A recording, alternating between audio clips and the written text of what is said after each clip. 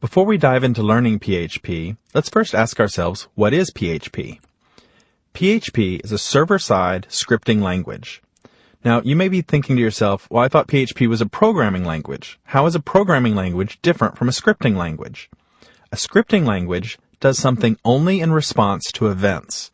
A programming language can do things even when it's not responding to events. JavaScript is an example of another popular scripting language. But unlike JavaScript, PHP is going to run on the server side, not on the client side. Now, when we talk about server and client side here, what we're talking about is our web server and the user's browser. The client is going to be the user's browser. So PHP is going to run on the server, not in the user's browser like JavaScript.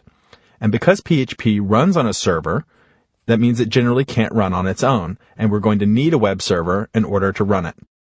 But it will run as is, which means that it doesn't need to be compiled like other programming language, let's say C or Java programs. So we'll be able to just write our PHP, put it on our web server, and we'll be good to go.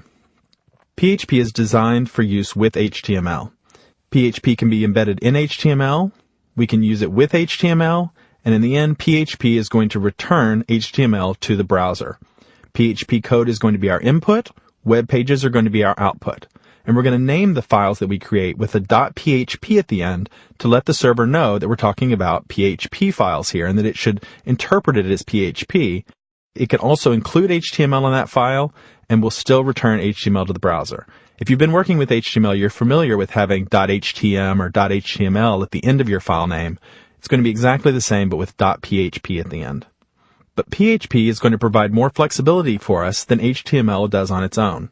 HTML pages are static by their nature, and all visitors to a web page see the same page all the time. But PHP is going to let us create dynamic pages. The page content can change based on conditions such as interactions with the user or data stored in a database.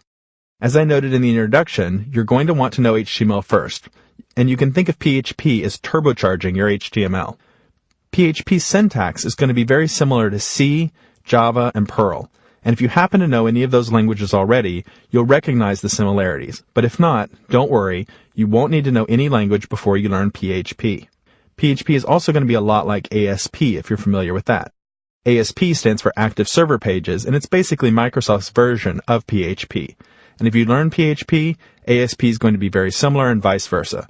But again, I'm going to assume that the only foundation you have for this title is going to be HTML.